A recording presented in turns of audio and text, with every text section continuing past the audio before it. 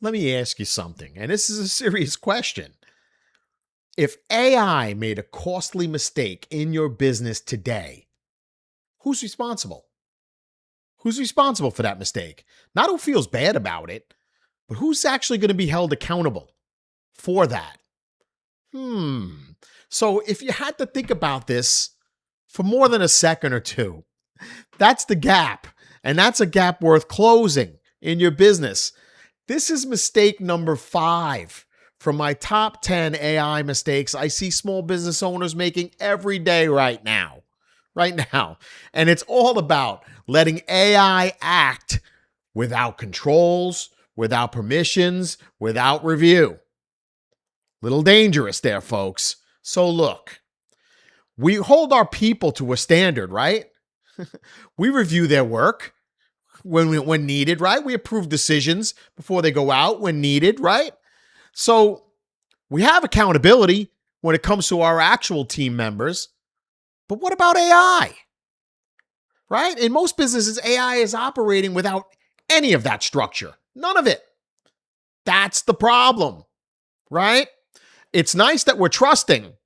But again, think about it. If you had a new employee start in your business, are you going to give them all of that free realm to just go out there and do whatever they want to do without any oversight whatsoever? Right? It's a little dangerous there, folks. So let's give an example of a cleaning company. If they send the wrong pricing, let's say, if AI sends the wrong pricing to a client, that's not a tech glitch. That could become a nightmare for a cleaning company. Or a home services business, for example, has an automated follow-up that contradicts what was verbally promised.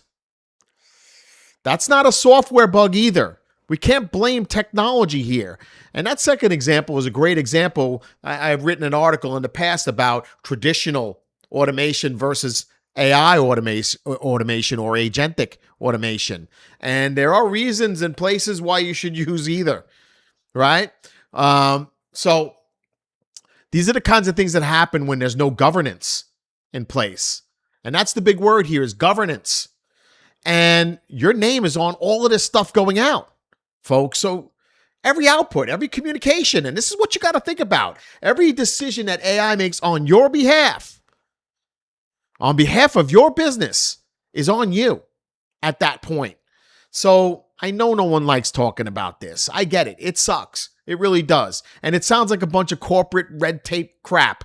No, that's not what it is. Bottom line, if you're trying to grow your business, right, we have to be smart about the tools and the technologies we're adopting. We can't, cover the eyes and do a blind eye like that. It doesn't work in this case. So what needs to happen here? You need to have some sort of governance, right? You need to make sure that, and here's the one thing I want you to do. You need to take a look at every AI workflow that is touching a client in one way, shape, or form. And I want you to define the 3 things, right? I want you to know exactly what AI can handle on its own. I want you to be explicit, what you're comfortable letting it do what it's going to do on its own. Second big thing I want you to look at is what needs human review before you're okay and you're comfortable with it going out on your behalf. And thirdly, what explicitly needs your sign off, right? So what can go on its own, right? That's a number 1. What needs a human review and what it explicitly needs your eyes on it before it goes anywhere. So these are very important to you putting the right guardrails, the right governance on a technology that's kind of running a little bananas right now. It's running at light speed, and you need to be careful with how it's being used, prudent with how you're using it. That doesn't mean don't use it. That's not what I'm saying here. Definitely use it, but just be smart about how you're using it. Don't wait till there's a problem and then you claim ignorance later. That won't fly, right? Because at the end of the day, your brand, your business takes the hit. So if you like this tip, I've got 9 more just like this. I'm putting a link in the description to an article I wrote on this topic of top 10 AI mistakes that I see small business owners making every single day, right now. they're making these things. And I coach a lot of people, so I'm seeing a lot out there. So I hope you picked up something real good from this. And if you did, do me a favor, like, subscribe, leave me a comment. Let me know what your experience has been on the concept of and the topic of governance with AI. I'd appreciate that. All right. And bottom line to all of this, here's to your success.